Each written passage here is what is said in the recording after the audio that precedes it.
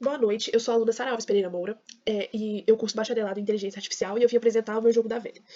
Primeiro, eu criei um import random, que é para as escolhas do computador, para quando ele for jogar, e isso vai ser discutido mais pra frente.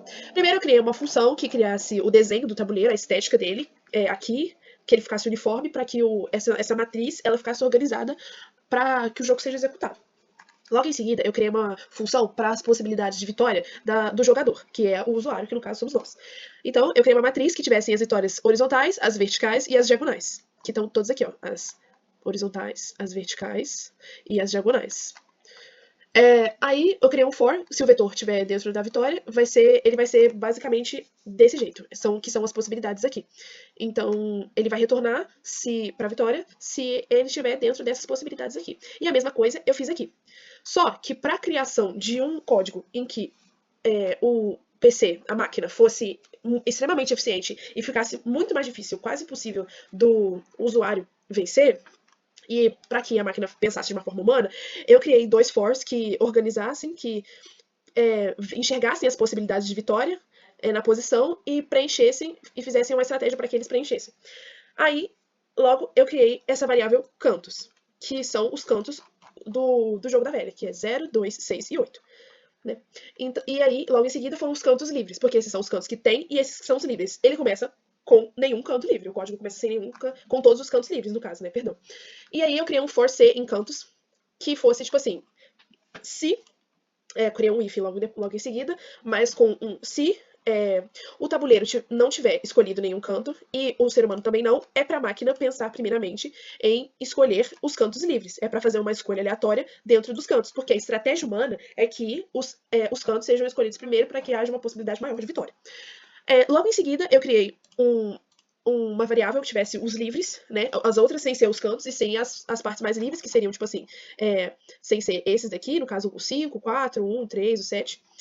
E aí, caso não tenha, o ser humano não tenha escolhido, é para a máquina fazer uma escolha aleatória nesses vetores, porque eu criei um for in range com 9 posições, porque o vetor ele possui 8, né?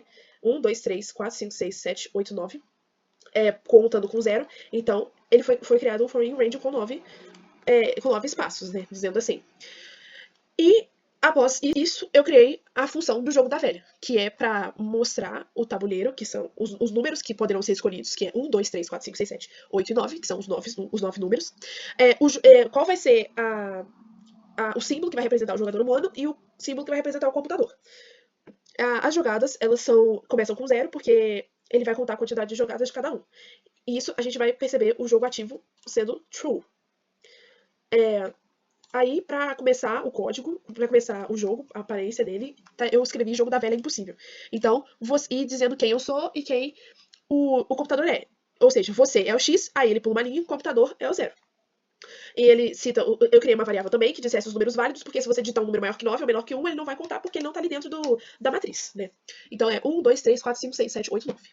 Aí eu criei um while, que é enquanto o jogo estiver ativo, é para ele executar a função desenho tabuleiro e com a variável tabuleiro. Então o desenho tabuleiro vai ser executado.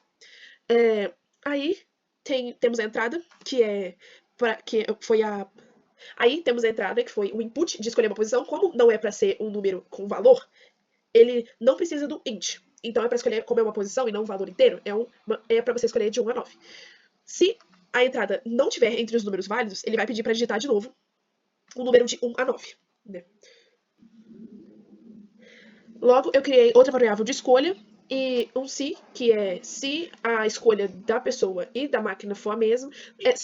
Na verdade, né, se a sua escolha for a mesma da máquina, a posição, ele vai citar que a posição já está ocupada e que é para você tentar de novo. Se não, se você está em uma posição diferente, é para você colocar o número de jogadas, aumentar o número e dizer que a escolha do tabuleiro foi a do jogador. E ele vai registrar nas jogadas do jogador.